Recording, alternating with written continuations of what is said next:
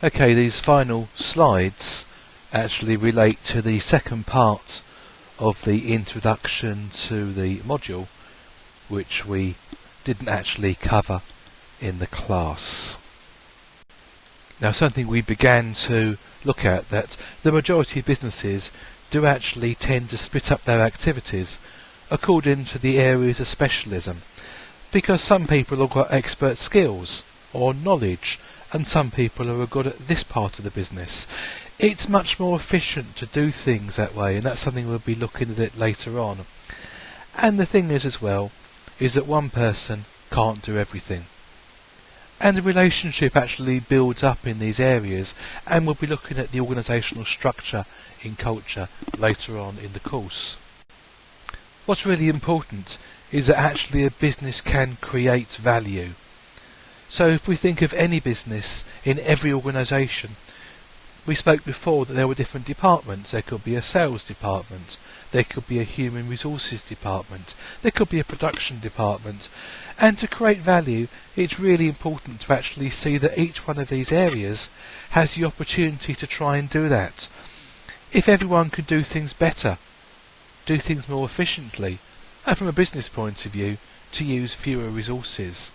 This way more can be done and things can be different, and by doing all these an organisation really has the opportunity of creating much better value. One of the ways we can actually look about how we can create value is by looking back at the key management tasks. So if you remember, we had planning. So in planning, coming up with new ideas, new ways of doing things.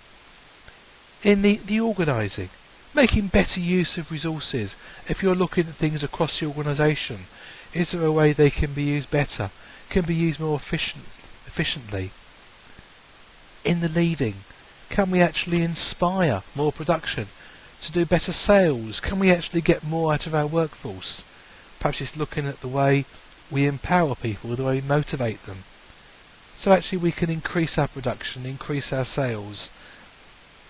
And in the control, keeping a tight control over the actions we spend.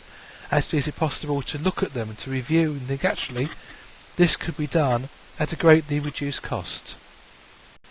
So, if a business is trying to achieve a competitive advantage, there's two ways they can do it, two different strategies that we're going to look at. And one is called cost leadership, and one is called differentiation. And we will be spending quite a bit of time over the next few weeks discussing these. Firstly, we look at cost leadership, and if a business adopts this strategy of cost leadership, then basically they want to produce their product as cheaply as they can. They're going to look at the economies of scale, the bulk buying of raw materials, perhaps on the basis that the more you buy, the cheaper it will become. Looking at the efficient use of production mechanisms. Are those machines used all the time? Or are they actually idle for certain parts of the day? And then looking at the efficiencies, using cheaper labour, staff, and making sure it's no frills, basic. And I think you could use a company, for example, like Sports Direct, cheap as possible to obtain their cost leadership. If we look at the second strategy, the differentiation, well, what we're trying to do is we're trying to get people to pay a premium price. If you can make your product look better or cooler or more business friendly, if it can have the right celeb endorsements, people will pay a premium for it. And it's often quite essential when there are so many similar products or services that appeal to different groups to compete on. So you need to look at the design, the marketing, its niche purpose, its specialist purpose, the service that's provided afterwards, the quality. And if we look at people like Apple and Samsung, they're very much organisations who we think on the mobile phone market who are looking to differentiation. So how does it actually all link into strategy? Well, if we think about the cost of the creation of value by cost leadership or differentiation, it's all down to which strategy is going to be used. Do you want to be the cheapest, or do you want people to pay a premium for something that much better?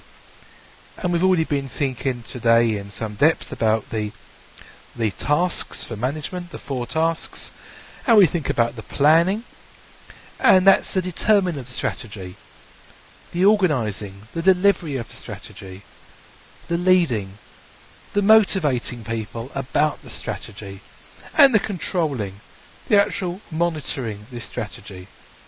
Every level of management are involved in this, albeit at different levels.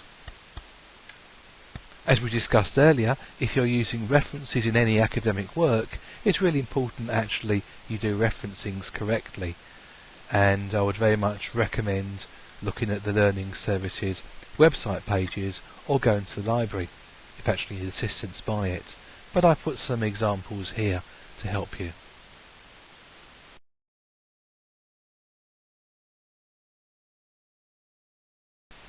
Well, that's it for this week. Keep an eye out for the videos for next week when we'll actually be handing out the assignments. Over and out.